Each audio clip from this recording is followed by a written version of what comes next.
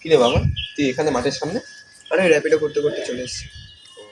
ঠিক আছে ভাই, তাহলে আস। হ্যাঁ।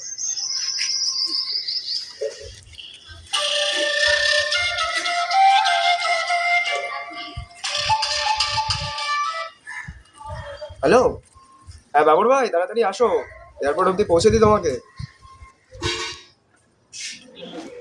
বেশি দেরি করো না বাবুর ভাই, আমাদের বুমরাজদীপ তো আবার লাঞ্চ করতে যাবে, তোমার তো ফ্লাইটটা মিস হয়ে যাবে।